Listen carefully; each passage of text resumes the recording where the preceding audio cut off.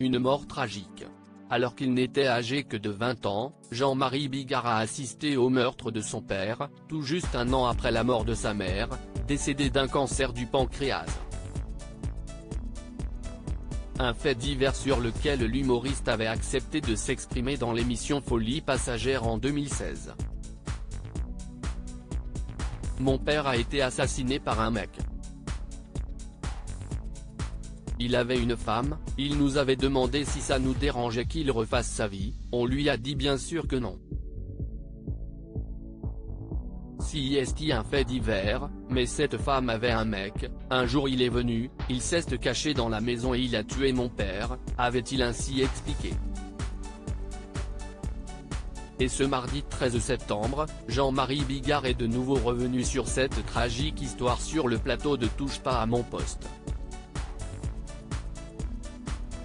Face à Cyril Hanouna et ses chroniqueurs, le mari de Lola Marois est revenu en détail sur la nuit où son père a été tué. Le mec est arrivé la nuit.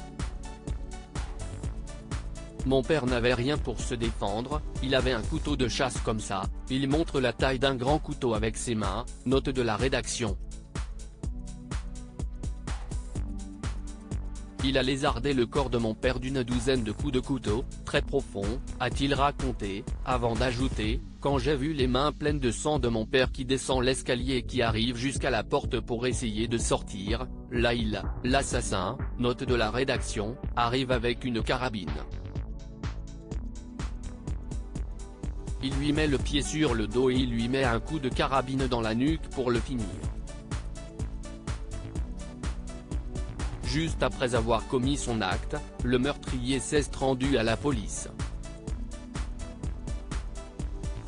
Jean-Marie Bigard a réussi à pardonner malgré sa peine et la cruauté de ce meurtre. Jean-Marie Bigard a confié avoir réussi à pardonner à l'homme qui a mis fin à la vie de son père. Je rappelle que j'ai pardonné à l'assassin de mon père et je ne peux pas vous dire d'où ça vient, a-t-il déclaré dans TPM. Lors de son passage dans Folie Passagère en 2016, la papa de Jules et Bella, 10 ans, avait accepté de se confier un peu plus longuement sur ce pardon qu'il a réussi à accorder au meurtrier. Le mec s'est livré à la police et je sais pas où j'ai trouvé ça, mais, dans le box des accusés, je lui ai pardonné. Je sais pas d'où si est-il venu. Je suis à l'époque sûr et certain que comme il est repentant, si est mieux de lui pardonner. Il ne pouvait pas me rendre mon père. Il y avait deux solutions, la haine, la colère, la détestation jusqu'à la fin de mes jours, ou de pardonner. J'ai retiré ça de moi, parce que ça aurait été terrible de traîner cette chose comme un boulet, avait-il expliqué.